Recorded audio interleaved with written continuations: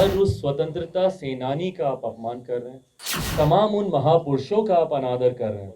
नमस्कार, Bihar in shorts देख रहे हैं आप। मैं हूं आपके साथ अनिकेत कुमार। देखिए, कंगना रनावत, बॉलीवुड अभिनेत्री कंगना रनावत इन दिनों काफ़ी सुर्खियों में है। उन्होंने एक बयान दिया था जिसमें उन्होंने कहा है कि 2014 से पहले मिली जो आज़ादी है वो भीख में मिली आज़ादी है। असली आज़ादी तो 2014 के बाद मिली है, जिसको लेकर के पूरे देश भर में तमाम विपक्षी पार्टी जो है वो कंगना पर हमलावर है। तमाम बातें कही जा रही है। ऐसे में लोजपा रामविलास के नेता चिराग पासवान ने भी कंगना रनावत को आज काफ़ी कुछ सुना दिया है। कहा है कि हमारे शहीदों का अपमान कर रही हैं कंगना रनावत। साथ ही उन्होंने कई बातें कही। जरा एक बार सुनिए क्या कुछ कह रहे हैं चिराग पासवान कंगना रनावत पर। आंख और कोई बयान हो नहीं सकता।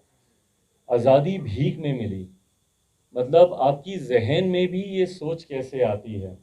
आप कहीं ना कहीं हर उस स्वतंत्रता सेनानी का आप अपमान कर रहे हैं, हर उस स्वतंत्रता के आंदोलन में अपना बलिदान, अपने परिवार का बलिदान देने वालों का आप अनादर कर रहे हैं, तमाम उन महापुरुषों का आप अनादर कर रहे हैं और तमाम उन भारतीयों का अनादर कर रहे हैं जिन्होंने आज़ादी को एक सपने के तौर पर देखा था और उसको हासिल करने के लिए उन्होंने अपना जी जान लगा दिया।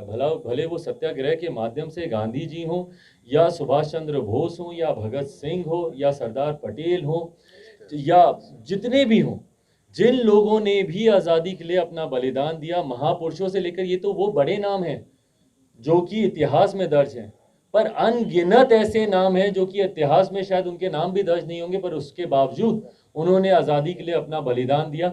उस पर यह कहना कि भैया आज़ादी आपको भीख में मिली है और 2014 के बाद ही सही आज़ादी मिली, मुझे तो पहले ये परिप्रेक्ष्य ही नहीं समझ में आया कि भैया 2014 के बाद सही आज़ादी मिलने का आपका तात्पर्य क्या है।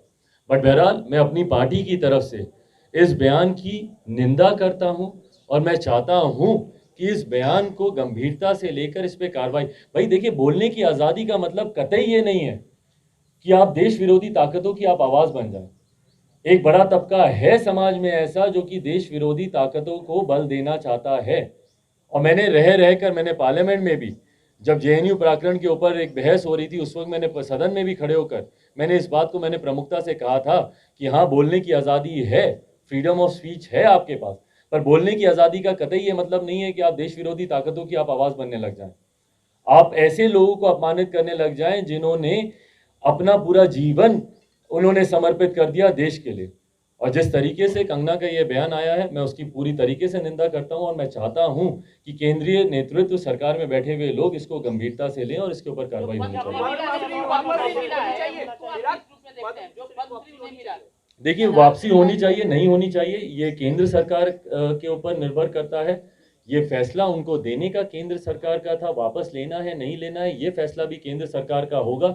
उसके क्या मापदंड है, नहीं मापदंड है, मैं उसका विशेषज्ञ नहीं हूं, मैं उसका जानकार नहीं हूं कि क्या मापदंड होते हैं, किस आधार पर वापस लिया जा सकता है, पर मैं इतना जरूर जानता हूं कि ये जो बयान है, ये बयान सरासर गलत है।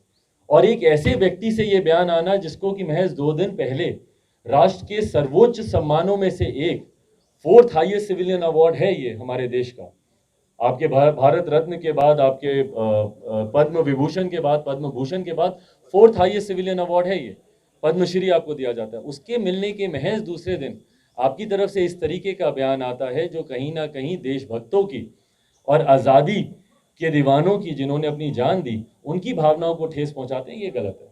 तो आपने चिराग पासवान को सुना जो कंगना रनावत पर उन्होंने जोरदार हमला बोला है। उनकी बातों को उन्होंने शर्मनाक बातें कही है, तमाम बातें कर रहे थे, आपने सुना है। अब देखना है क्या क्या कुछ होता है। हमारे साथ बने रहे, चैनल को सब्सक्राइब कर ले, फेसबुक पेज को लाइक करें। धन्यवाद।